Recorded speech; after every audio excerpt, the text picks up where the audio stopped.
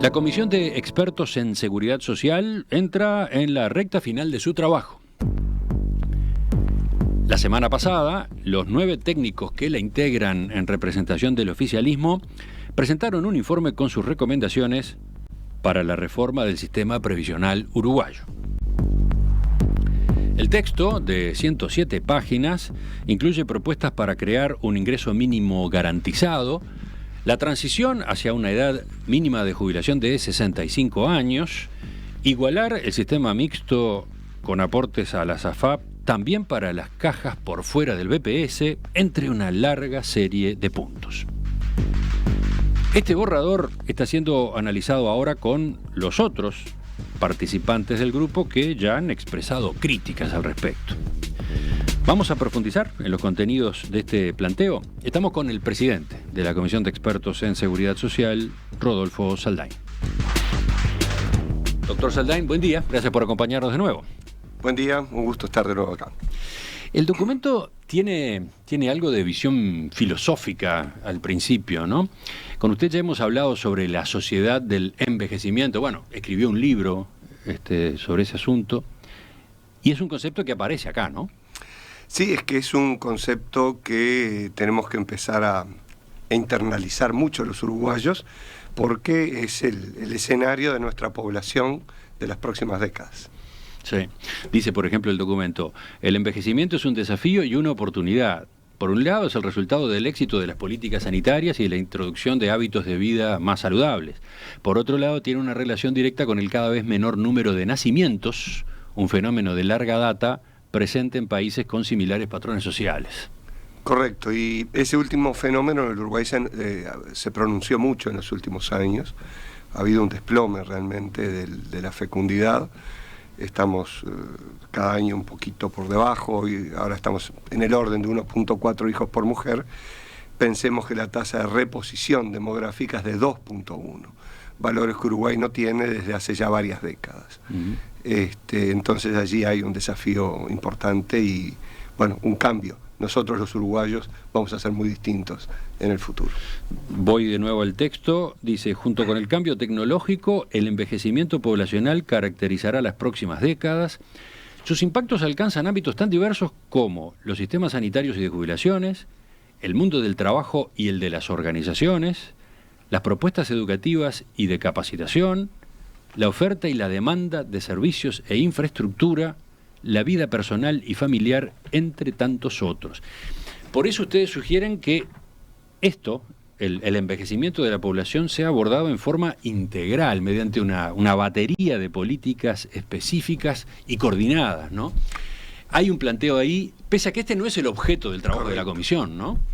Sí, de todas las reflexiones, estudios y de las 60 o más sesiones que tuvimos con actores de la comunidad de diferente orden, del informe de diagnóstico previo a este también, surgía, bueno, esos elementos que tú estabas destacando y que llevan a que sea imprescindible esa visión más holística del fenómeno. Por ejemplo, el sistema de cuidados es un tema muy relevante en relación a esto, en las dos puntas, hacia los niños y también hacia los mayores. Hacia los niños, porque una de las características que tendrá el mercado de trabajo de futuro es una menor presencia, un menor número de población en edad de trabajar. Y uno de los sectores que tiene todavía margen de crecimiento en su nivel de actividad laboral es el femenino, la mujer. Pero la mujer requiere, para poder salir al mercado de trabajo, que haya una estructura de entorno y de contexto que sea amigable con la maternidad. Eso mismo, además, tiene que ver con la propia tasa de fecundidad. Por eso abordamos ese tema. Y en materia de allí, digamos, hay un avance importante en el Uruguay. Diríamos que hay, digamos, casi que la mitad de la demanda de cuidados está cubierta, pero hay una mitad no cubierta. Por eso es muy importante un anuncio reciente del INAU de aumentar las plazas de los CAIF. Por otro lado, en la otra punta, los cuidados para las personas mayores, dependientes de cuidados, allí la carencia es enorme. el Sistema Nacional Integrado de Cuidados tiene apenas una presencia testimonial, cubriendo algo así como un 5 o 6% de la demanda en ese ámbito. Entonces, ¿dónde está recayendo eso hoy? En las familias. Y es una situación que a las familias se les hace cuesta arriba desde lo emocional y desde lo económico. En algunos países, por ejemplo ahora, recientemente en Reino Unido, en septiembre, Boris Johnson acaba de enviar una iniciativa legislativa con un adicional al aporte al seguro de salud de 1.5% sobre el salario, destinado a generar opciones de cuidado hacia la tercera edad. Destinado a financiar, digamos, el acceso a residenciales, por decirlo de forma muy simplificada. Esa sería una posibilidad. Sí, pero la estrategia es distinta, ¿no? Sí, la estrategia es tratar de que la persona se mantenga todo el tiempo que quiera en su propio domicilio con apoyos. Ahí está. Que es además más barato, más eficiente y emocionalmente suele ser mejor, ¿verdad? Pero bueno, esa es una iniciativa que acaba de tomar el gobierno británico. Hay otras en esa línea. Alemania, Japón tienen un seguro al cual hay que aportar a partir de los 40 años. Es decir, creo que vale la pena. Nosotros eso no lo estamos abordando en detalle porque bueno, no es el mandato legal de la Comisión, pero vale la pena verlo en conjunto. ¿Dónde se supone que van a discutirse esas líneas de acción? Que son más, ¿no? Porque hay varias otras, tiene que ver por ejemplo con lo que se llama economía dorada. Correcto. ¿No? Todas las posibilidades de actividad económica, comercial, vinculadas con las personas de lo que antes se llamaba tercera edad, que ahora en muchos casos, en una buena proporción, van a estar plenamente vitales y dispuestas a viajar, comprar, etcétera, ¿no? Ahí en el mundo hay todo un sector, la Silver Economy o economía dorada, o que está destinada a satisfacer con nuevos tipos de productos y de servicios a ese sector de consumidores. Nosotros lo que estamos es simplemente subrayando la necesidad de hacer eso. Pienso que eso es algo que hay roles gubernamentales, hay roles del sector privado, es decir, no nos detenemos en detalle en eso, pero por ejemplo, un Instituto Nacional de Envejecimiento es también una alternativa que haya que ver, que no tiene por qué ser una burocracia, ¿verdad? Puede funcionar en un esquema similar a como funciona el PDCIVA, que es reuniendo lo que hacen diferentes ámbitos, es decir, incluso académicos o fundamentalmente académicos. En fin, yo dediqué estos minutos iniciales de la entrevista a esta parte del documento porque me parece importante darle contexto, poner el bosque en el que se inscribe esta otra parte, la reforma del sistema previsional. Son ángulos que tenemos que abordar, que conviene incluso periodísticamente ir explorando porque son la realidad de hoy y ni que hablar de la realidad de los años que vienen, ¿no? Pero bueno, vayamos ahora a la reforma del sistema previsional. Primero la pregunta básica, ¿por qué es necesaria? ¿Por qué hay que hacer una reforma? Esta reforma está dominada fundamentalmente por un componente de lo que veníamos hablando, es el cambio demográfico. Y lo que afortunadamente es un sistema de seguridad social muy poderoso que tiene el Uruguay, generado a lo largo de un siglo de evolución o más. La ley número 1 en el Uruguay era una ley de seguridad social, aunque parezca curioso. Y ese sistema ha llegado a un nivel de cobertura muy, muy amplio, tanto en población trabajadora como en beneficiarios, el más amplio de América Latina y a nivel comparable con los países de la OCDE, lo cual es realmente una fortaleza a nivel nacional. Tiene una debilidad fuerte en cuanto a su sustentabilidad futura. Entre el 2009 y el 2019, el nivel del gasto público creció 2,5 puntos. Estamos hoy por encima de 11 puntos del Producto Bruto Interno destinado al régimen jubilatorio exclusivamente y con una tendencia al alza. Un país bastante más envejecido que Uruguay, como por ejemplo España, dedica exactamente lo mismo que Uruguay. Y nosotros vamos en una trayectoria, digamos, marcada al alza de ese nivel de gasto. La gran dificultad es que ese nivel de gasto, en la medida en que se sustenta bajo transferencias entre generaciones, eso es lo que significa un sistema de reparto, implica que grupos de poblacional, cohortes más pequeños, menores cantidad de personas en edad de trabajar, van a tener que financiar a mayor cantidad de personas en situación de retiro. Eso genera un desafío muy grande, una presión a la productividad muy grande de esa población joven, y es una población joven que está teniendo algunas características que hacen cuesta arriba eso. Uruguay se reproduce fundamentalmente en los quintiles más bajos de ingreso. Tenemos un egreso en secundaria bastante limitado. De un organismo internacional, hace unos días me preguntaban por qué dedicábamos un anexo en el informe de diagnóstico de la educación. Es decir, obviamente está fuera del tema nuestro, ¿verdad? Pero es muy importante porque tiene que ver en la economía del conocimiento. Es decir, el tema educativo es central. Y bueno, va a haber una población más chica de personas trabajando para sustentar una población más grande de personas trabajando. Eso es un desafío. La ventaja que tenemos es que no somos el primer país que pasa por ese proceso. Tenemos de dónde aprender. Tenemos de dónde aprender. O adaptar. Claro, porque no vamos a instalar acá necesariamente otras soluciones de manera mecánica. No, claro. Son otras realidades, pero hay instrumentos, hay caminos que ya se están siguiendo. Por lo pronto, un camino a no seguir es que todo en la seguridad económica en la vejez dependa de transferencias entre generaciones. Ajá. Es decir, eso es como un principio fuerte que creo que vale la pena subrayarlo. Es decir, no toda la seguridad económica dependiendo de lo que transfieran los nuevos, los jóvenes, los hijos, los nietos nuestros, sino que una parte importante tiene que provenir de un ahorro propio que uno pueda llegar a hacer. Obviamente, no toda la población puede hacer ahorro o puede hacer ahorro complementario. Por eso es que nosotros estamos planteando una arquitectura del sistema con diferentes componentes. Vamos a eso, entonces empecemos por ahí.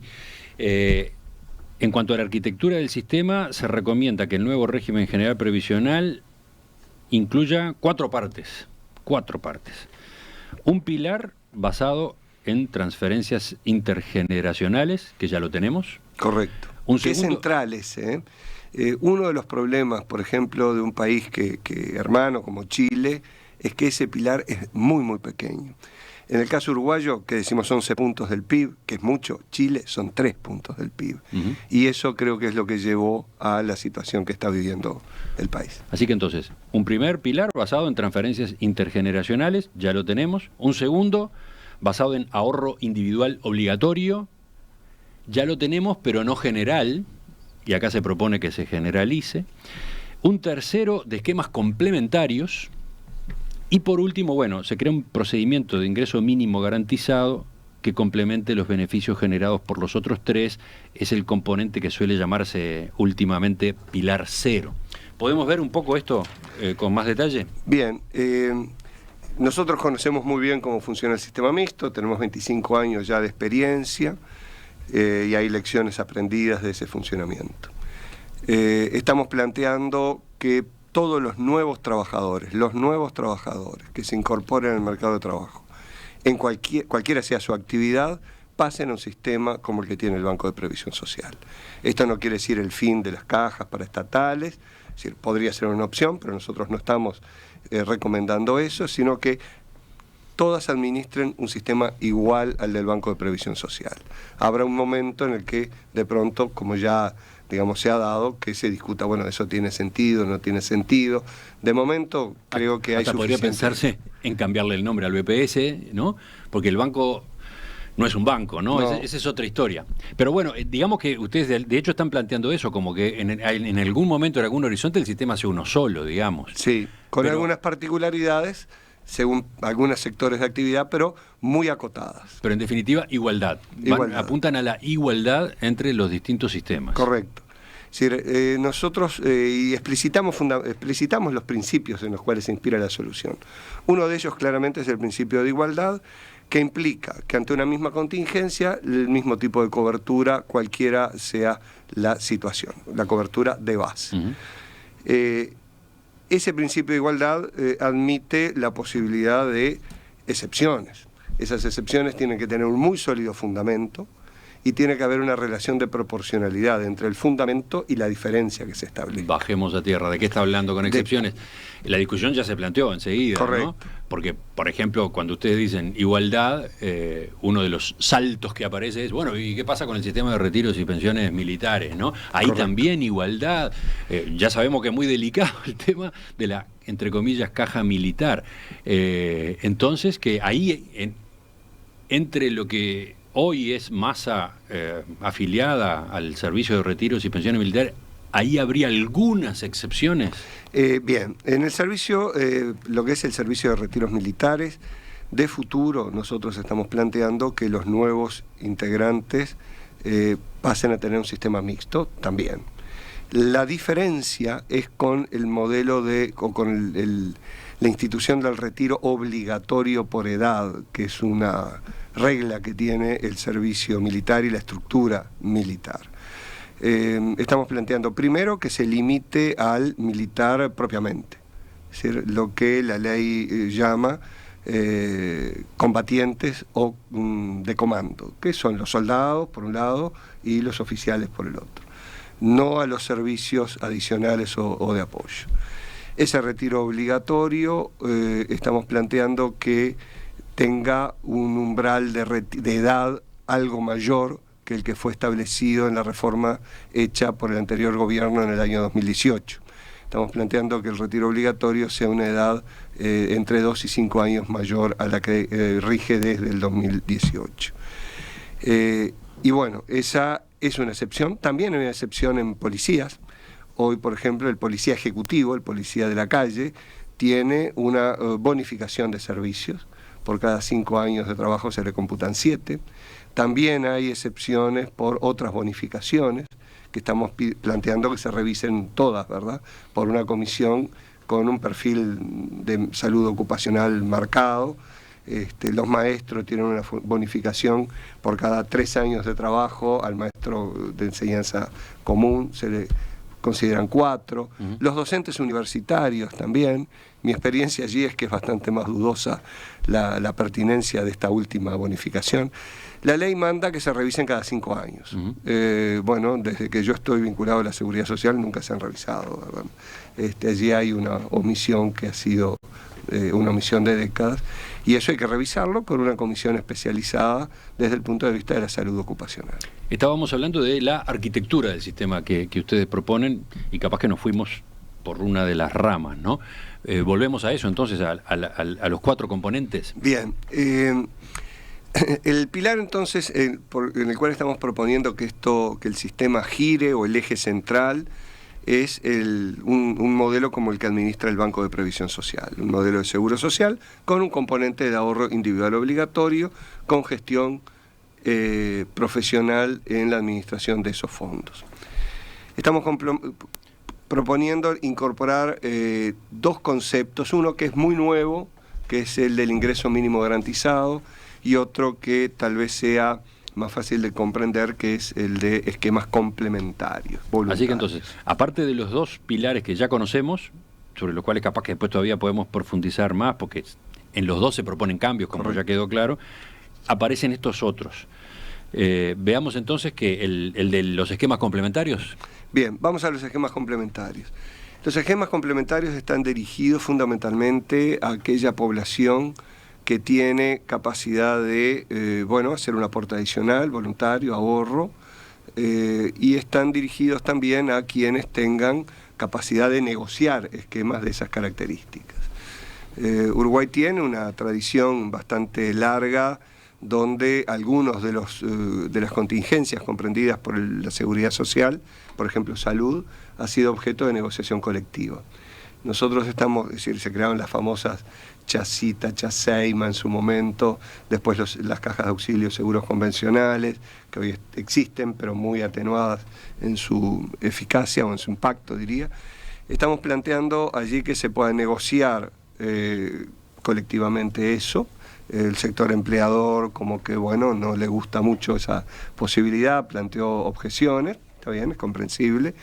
Estamos planteando que haya opciones de ahorro voluntario fáciles, que sean, digamos, una opción que se acuerde con un administrador autorizado por el Banco Central, que es el actual regulador del sistema en este aspecto, y que sea un instrumento donde se canalice vía tarjeta de crédito, débito, en cuenta, etcétera, etcétera, la posibilidad de ese ahorro. Con liquidez, con una liquidez que no puede ser total, porque es un ahorro destinado a previsión social, pero que sí tiene que tener alguna forma diferente o más amplia. ¿Qué quiere decir liquidez? Aclaremos. Liquidez, claro, es la posibilidad de acceder a ese ahorro ante determinadas circunstancias. Una enfermedad importante del titular o de su entorno, un desempleo de larga duración, o, por ejemplo, hubiera sido un instrumento muy útil en el contexto de la pandemia, ¿verdad? Sobre todo en los primeros meses. También que pueda ser destinado a un beneficio complementario y anticipado en la jubilación. Muchos países tienen la posibilidad de anticipar la edad jubilatoria, pero con esquemas plenamente financiados. Bueno, podría destinarse también ahorro voluntario a ese destino. Y allí estamos planteando que se considere cambiar el destino que tiene hoy un concepto de renuncia fiscal, o más técnicamente dicho, gasto tributario. Sí, esa es una de las ideas más novedosas que va a encontrar aquel que lea el documento, ¿no? El numeral 115. Sí. Ahorro previsional por consumo. Claro. ¿Cómo es eso? El ahorro por consumo es una modalidad que hoy está empezando a hacerse en algún lugar.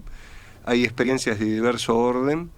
Y Uruguay tiene un instrumento que ya funciona muy bien, que todos lo conocemos, que es que en oportunidad de cada compra que hacemos y que pagamos con un instrumento electrónico, tarjeta de débito o algunos otros equiparables, una parte del IVA, 2 puntos hoy, con carácter general, 9 si es en servicios gastronómicos, se destinan a... el Estado renuncia a eso para estimular el uso del medio electrónico. Bueno, acá lo que se está planteando es que esa renuncia que hace el Estado a esa fuente tributaria se destine a una cuenta de ahorro de las personas. Capaz que hay que explicarlo un poco mejor todavía. A ver, al comprar con tarjetas... Cuando nosotros compramos con una tarjeta de débito... Estaríamos contribuyendo a este sistema cuenta complementario. Correcto. De retiro. Correcto. Pagamos 122 pesos por un producto, 100 pesos cuesta el producto, 22 es el impuesto al valor agregado. De esos 122 pesos, 2 pesos pasarían a una cuenta de ahorro de la persona, de él o de la que la persona decida. Eso puede ser un matiz, porque es probable que alguna persona ya de cierta edad prefiera que eso vaya en beneficio de un hijo o de un nieto. También esa posibilidad. Está bien. Sí. Pero en definitiva, ¿quién paga esos 2 puntos? Y eso es una renuncia que está haciendo el Estado. Pero no lo paga el comprador con la tarjeta. El comprador tendría que pagar 122 pesos. Sí. Hoy paga 120 porque hay 2 que se le reintegran. Y el Estado renuncia a esos. Bien. Esos 2 pesos que el Estado renuncia, el Estado estaría cambiándole el destino hacia un ahorro de la persona. Y eso tiene un volumen interesante, parece, por los cálculos que ustedes han hecho. El volumen es interesante, es más interesante del que uno puede pensar a priori, y equivale, restando allí algunos restando, por ejemplo, lo que es para extranjeros, el beneficio para extranjeros, o lo que es el beneficio de la tarjeta Uruguay Social, que es una tarjeta que administra el MIDES, equivale aproximadamente a 10% de lo que se transfiere como ahorro de las personas a sus cuentas de AFAP. Es decir, que tiene una entidad importante. Y por lo tanto...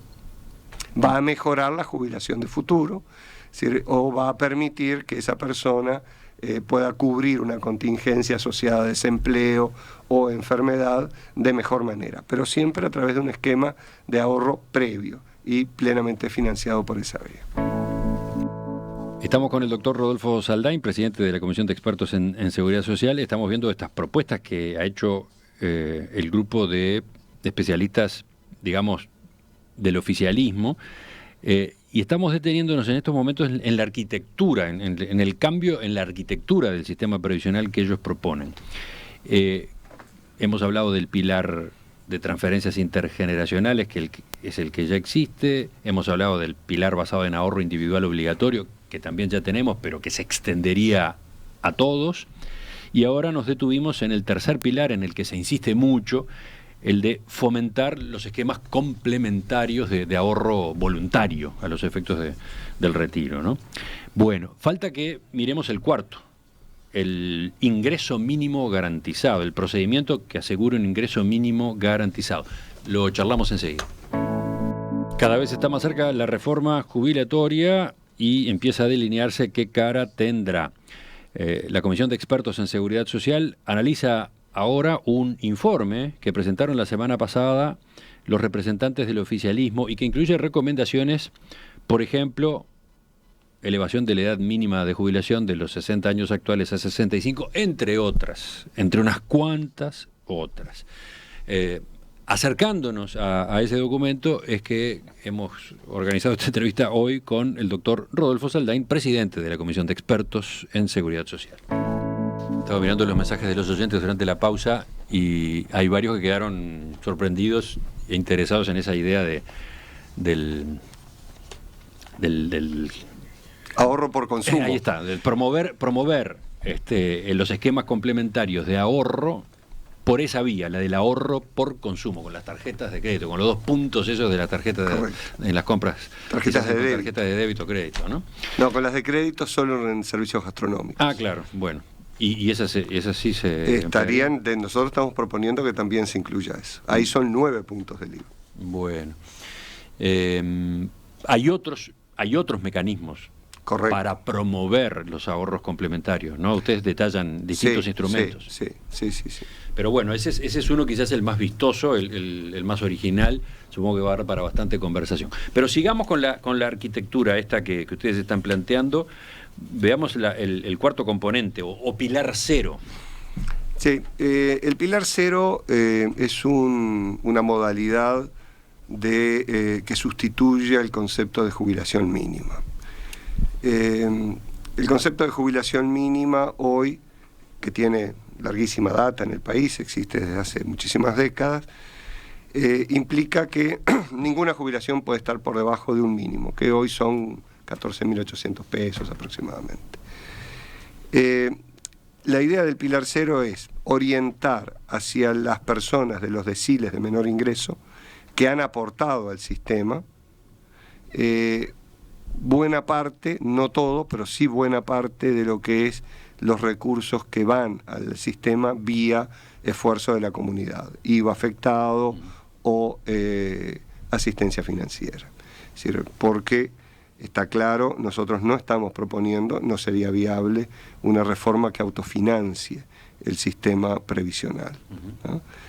Siempre va a ser un sistema de financiamiento híbrido, aporte obrero patronal por un lado y por el otro lado recursos fiscales. Ahora, esos recursos fiscales hoy se distribuyen sin distinción entre las jubilaciones chicas y las jubilaciones grandes.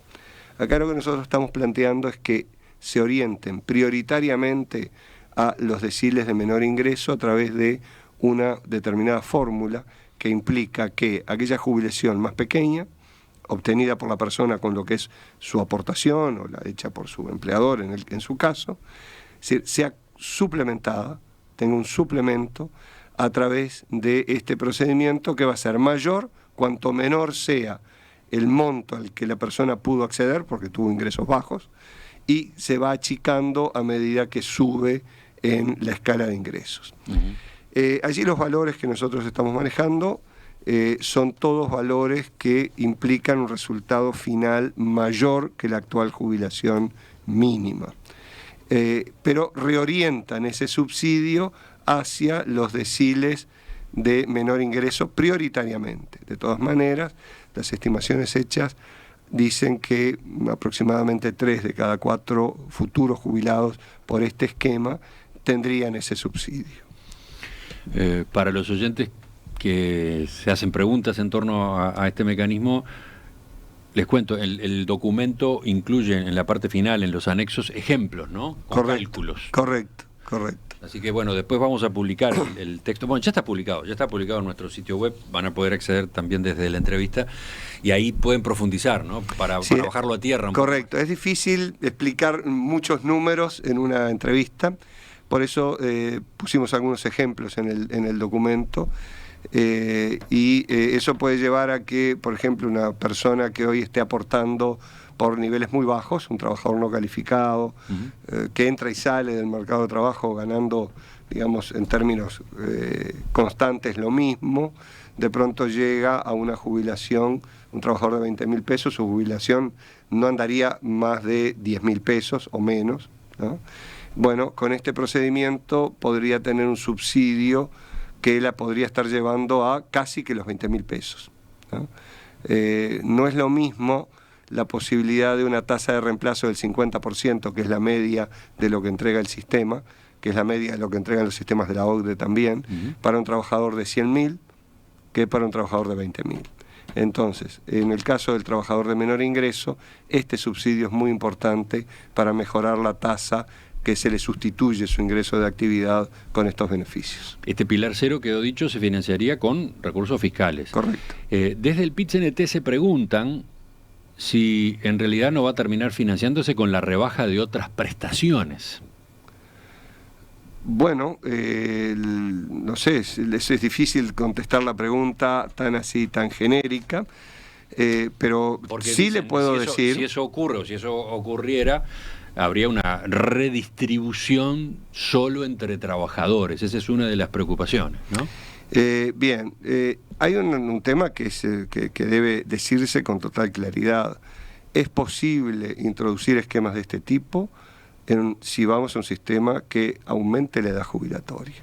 El aumento de la edad jubilatoria es el elemento que genera el mayor margen para este tipo de opciones. Si no hay un aumento de la edad jubilatoria, que lo tenemos planteado, ¿verdad?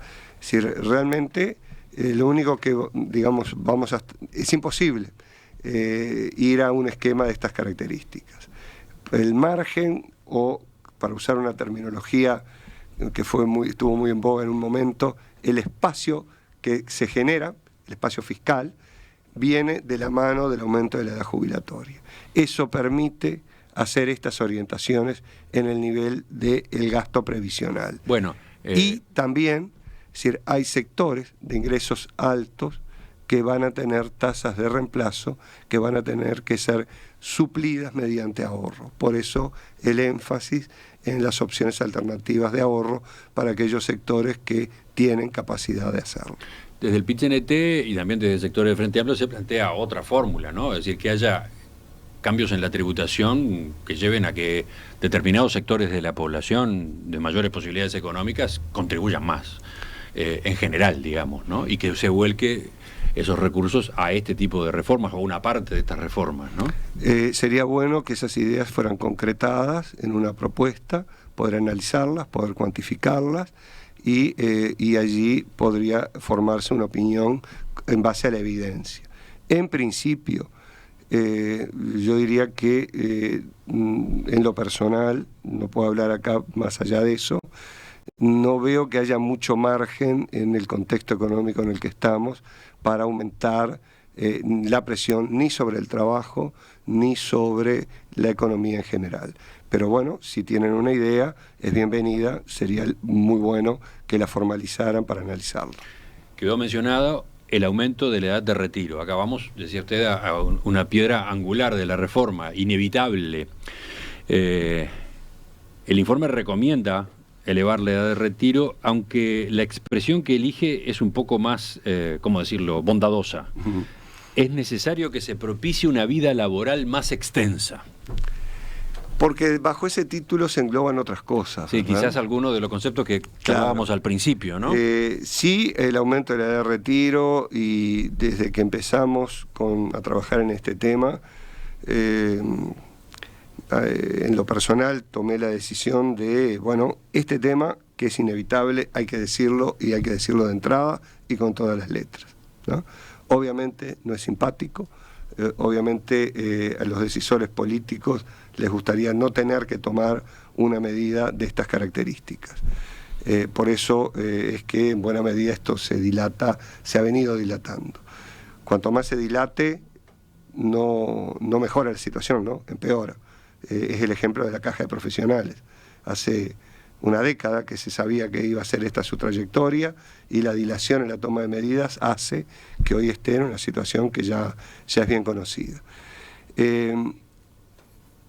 Para mí era central poner sobre la mesa esa mala noticia, ¿no? Que está asociada a la buena noticia de que cada vez vivimos más, ¿no? Por cada año que pasa, la esperanza de vida a los 60 crece 1 mes y medio, y eso es una muy buena noticia. Pero, ¿por qué lo del título? Porque estamos planteando otros instrumentos. Estamos planteando la posibilidad de que los trabajadores de la actividad privada, después de jubilados, puedan tener también actividad laboral si lo desean, cesan en su actividad normal y quieren empezar otro emprendimiento, ya sea unipersonal, o un trabajo a tiempo parcial, o un trabajo de temporada, que lo pueden hacer legalmente. Hoy la mitad de los trabajadores en el país lo puede hacer legalmente. Ahí está, esa posibilidad existe hoy, pero acotada. Acotada a los empleados públicos, militares, policías, etcétera. Y el trabajador de la actividad privada tiene una discriminación que no tiene ningún fundamento. Por otro lado, porque si el problema es que no lo es, pero si lo fuera, que los mayores compiten por puestos de trabajo con los jóvenes, bueno, ese problema tendríamos que abordarlo de manera integral y no hacerlo recaer solo sobre los trabajadores de la actividad privada. Nosotros le dedicamos mucho tiempo a pensar y a ver el tema lo vimos en un par de seminarios internacionales, y en definitiva lo que los economistas llaman la falacia del número fijo de empleos, es decir, parece que se impone. La economía no tiene un número fijo de empleos, sino que la cantidad de empleos depende del propio dinamismo de la economía, e incluso hay algunos estudios que fueron presentados ante la Comisión que indican que aquellos países que tienen mayor nivel de actividad de las personas mayores generan mayor empleo de personas jóvenes. Es decir, eso es interesante, ¿no? Sí. Contradice, claro. Contradice un poco la creencia popular de que la economía tiene 100 empleos y que para que entre uno nuevo se tiene que ir otro. No, eso no. La evidencia empírica muestra que eso no necesariamente es así, e incluso en algunos casos muestra lo contrario. Estamos también planteando revisar la regulación que tiene el retiro parcial.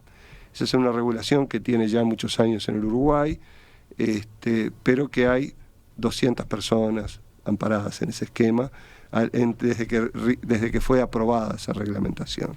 260 creo que es el número. Es decir, que ha tenido nulo impacto. Nulo impacto porque es muy rígida. Es decir, nulo impacto porque es timorata, es temerosa.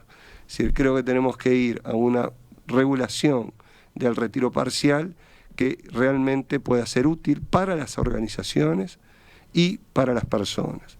Y en las organizaciones vamos a tener que ir acostumbrándonos, todos los que nos toca en algún grado dirigir organizaciones, que los equipos intergeneracionales son un valor, que son un aporte, y tenemos que ir desterrando el prejuicio contra el trabajador de mayor edad.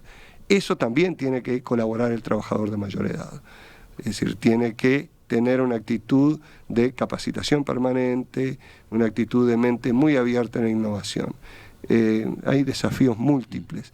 Un poco aquí volvía lo del comienzo en la introducción que tú hacías. Bueno, pero la edad de retiro se aumenta. Sí, claro. Estamos planteando 2 escenarios de aumento. A ver, veamos cómo es eso.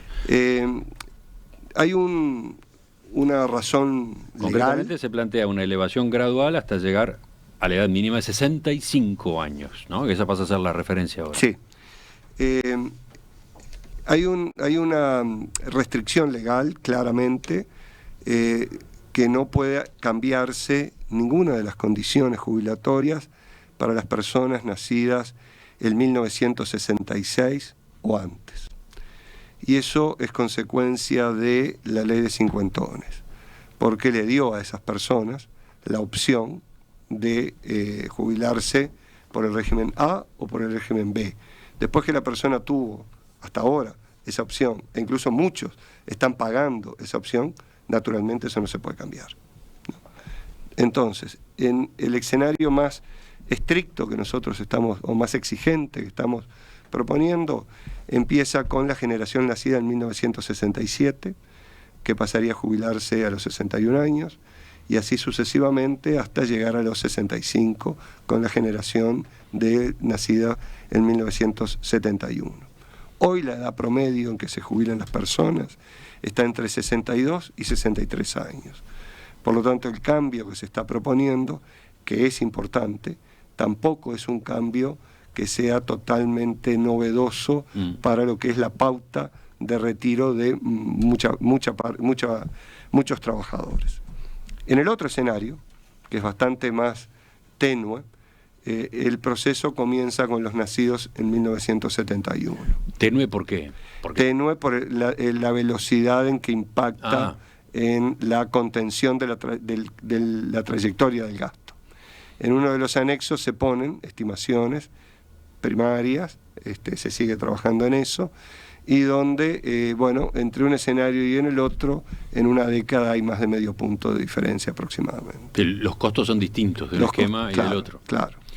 Bueno, pero por supuesto después habrá que entrar en detalles. Falta saber además cuáles de estas piezas avanzan efectivamente y terminan formando parte del proyecto de ley. Ya habrá tiempo de profundizar, pero una pregunta sobre esto para cerrar esta parte de la entrevista. Desde el PIT-CNT se cuestiona que el aumento de la edad mínima de retiro termina siendo al barrer. Entonces, ¿es lo mismo obligar a más años de aportes a un empleado de oficina que a un obrero?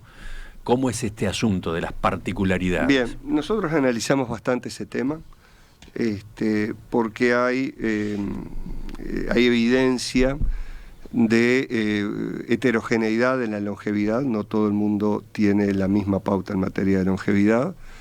En particular, en el caso nuestro, nos detuvimos en algún sector de actividad en concreto. No hay evidencia de una longevidad menor en esos sectores que estuvimos viendo con detenimiento, particularmente construcción. Pero sí hay condiciones de trabajo que son más exigentes. Si el PIT-CNT quiere hacer alguna propuesta al respecto, estamos abiertos a escucharla. No ha habido hasta el momento. Pero es un punto obviamente interesante, ¿no? Es muy interesante. Un punto importante. El último trabajo así de importancia a nivel global que analizó el tema es la comisión Blanchard-Tirol, que es la comisión de economistas que nombró Macron, que analiza tres fundamentalmente desafíos económicos para este siglo. Uno es el del envejecimiento. Allí, en el capítulo sobre el tema edades jubilatorias y sobre heterogeneidad en razón del tipo de trabajo, la comisión concluye que de momento no hay una evidencia y un instrumento que permita ni ex ante ni ex post corregir satisfactoriamente eso, salvo que aquellas personas de menor ingreso relativo tengan una mayor tasa de sustitución en la jubilación. Y eso precisamente es la orientación que tiene el ingreso mínimo garantizado. Pero con gusto estamos abiertos a que el PIT-CNT nos proponga la alternativa que le parezca razonable. No lo ha hecho hasta el momento, ¿verdad? Esa última respuesta de algún modo conecta con una de las preguntas que quiero plantearle al final, que es cómo sigue ahora el trabajo en la comisión, bueno, y cómo se responde a algunas otras objeciones que se han formulado. Por ahí va el último tramo del reportaje. Ya culminamos con el doctor Rodolfo Saldain esta entrevista de esta mañana. ¿Cómo se llama el cuadro que nos acompaña esta semana en el estudio? Variaciones sobre el principio, ¿no? Es de Eduardo Cardoso, el autor invitado desde el lunes en nuestro ciclo Arte UI en Perspectiva. Lo hemos mirado, hemos especulado sobre este trabajo. ¿Te interesa saber de dónde viene? ¿Cómo surge? ¿Por qué? Sí, ¿en qué serie está incluido? Bueno. Esta obra es parte de la serie que ahora está expuesta en Galería Sur. trabajé en esta época con mi taller como modelo. Mi taller se fue con el tiempo transformando en una pintura y todo empastando ahí, mezclando mi tiempo ahí adentro, la pintura que yo hago y las paredes y mi taller, todo como una sola cosa. Sí, hay un salto ahí, ¿no? El taller ya no solo como el lugar en el que creas tu obra, sino el propio objeto de tu obra. Exacto, ahí va. Y bueno, este tiempo de pandemia me pareció que en realidad no fue que me apareciera una idea. Generalmente las ideas no aparecen y uno está trabajando, está pintando y la idea surge de adentro de la obra.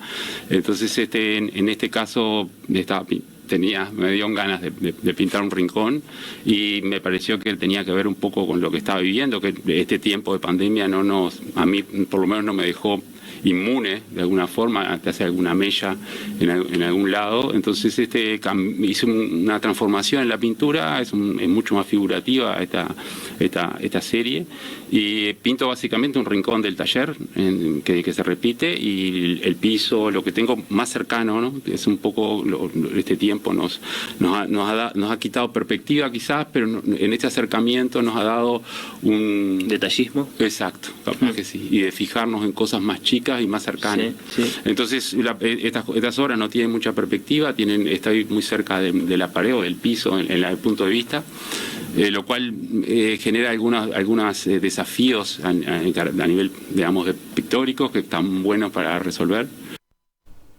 La entrevista de Fernando Medina con Eduardo Cardoso está disponible en audio y video en nuestro sitio web radiomundo.uy.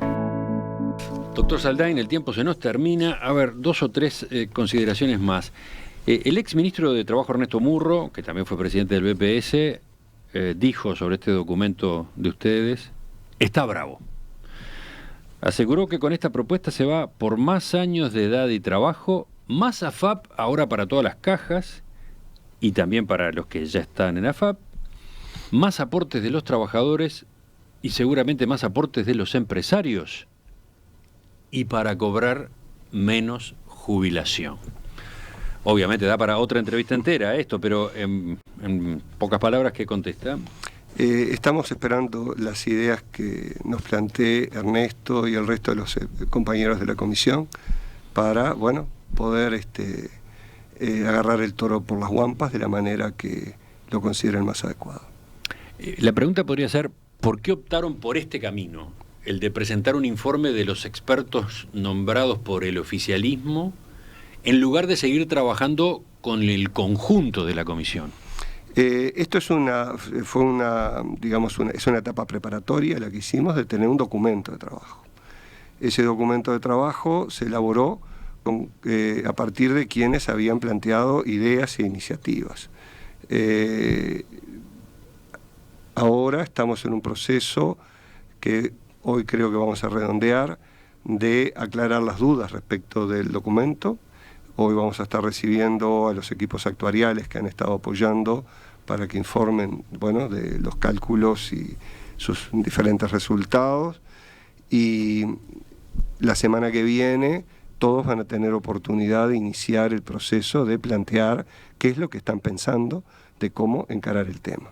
De momento no ha habido planteos.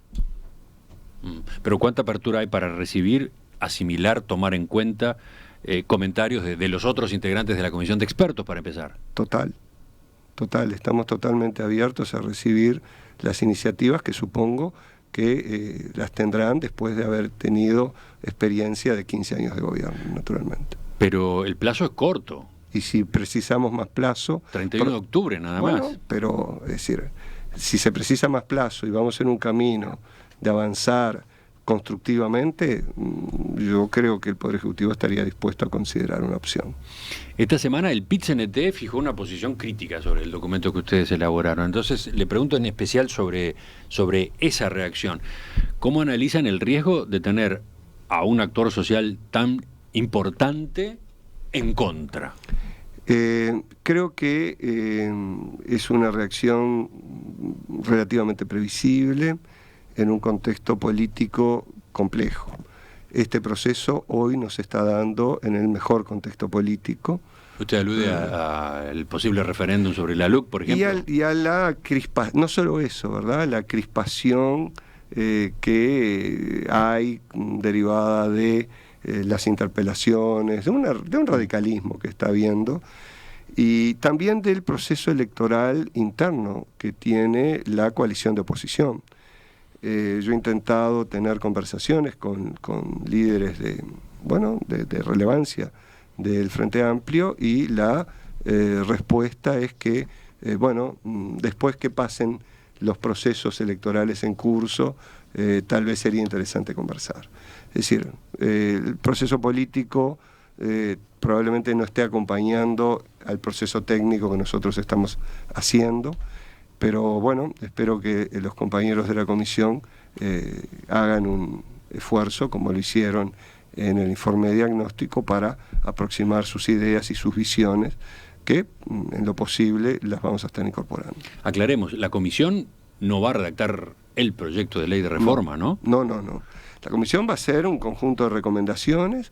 Nosotros ahí presentamos las ideas que consideramos que deben estar, pero... Sí, el documento este que, por ejemplo, hemos comentado esta mañana, no es un articulado de una ley, es una enumeración de propuestas. Sí, de propuestas y de los atributos o características que tiene que tener la reforma. O sea, después que termine el trabajo de la comisión, que vamos a ver cuándo es que termina, después todavía vendrá la etapa más política de la discusión. Exacto. El trabajo de la comisión, hoy tenemos un plazo 31 de octubre, en lo posible tendríamos que hacer un esfuerzo por cumplirlo, porque ninguno de los 15 llegamos recién a este proceso. Tú mencionabas recién a Murro. Bueno, Murro tiene 30 años trabajando en el tema por lo menos, por lo tanto asumo que sus ideas de reforma están claras y que se van a poder formular sin mayor dificultad. Si es necesario, alguna semana más, se planteará y lo veremos. Hemos conversado con el doctor Rodolfo Saldain, abogado experto en Derecho del Trabajo y Seguridad Social, presidente del BPS, año... hace ya mucho. ¿Cuándo fue eso? Cesé, si no me equivoco, en diciembre de 1993. Ahí está. Y después coautor de la reforma previsional, aquella que se plasmó en Uruguay en 1995. Estuvo en la reforma previsional de Costa Rica, después en el 97. Bueno, tiene actividad docente abundante, y publicó recientemente el libro sobre el cual charlamos en su momento, La Era de los Nuevos Viejos. Doctor Saldain, hasta la próxima entonces. Un gusto, Emiliano, muchas gracias por la invitación. Vamos en busca de la tertulia de este viernes.